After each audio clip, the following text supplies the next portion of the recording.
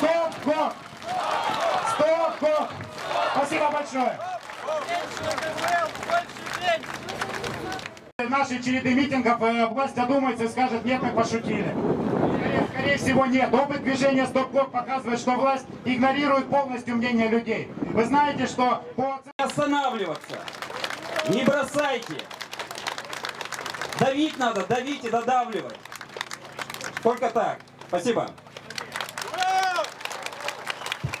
Спасибо большое Юрию за очень лестные слова. Друзья, я был недавно в Томино, как многие из вас знают, и там на самом деле происходит просто что-то ужасное. И Томино... Правильно? Спасибо большое за внимание. Стоп-гоп! Стоп-гоп! Стоп-гоп! Спасибо большое! В нашей череды митингов власть одумается и скажет: нет, мы пошутили. Скорее всего, нет. Опыт движения «Стоп-гоп» показывает, что власть игнорирует полностью мнение людей. Вы знаете, что по... Останавливаться. Не бросайте. Давить надо, давить и додавливать. Только так. Спасибо. Спасибо большое Юрию за очень лестные слова. Друзья, я был недавно в Томино, как многие из вас знают, и там на самом деле происходит просто что-то ужасное.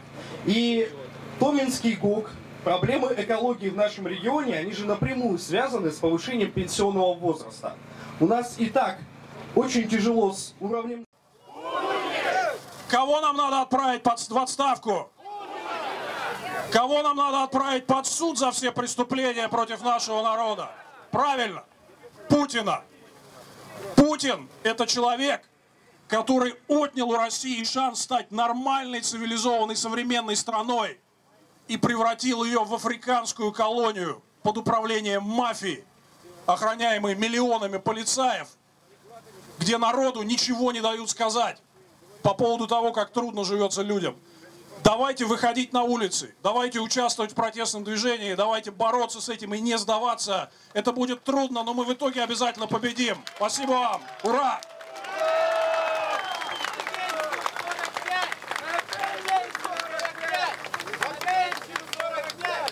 Друзья, на нашем митинге есть еще один гость.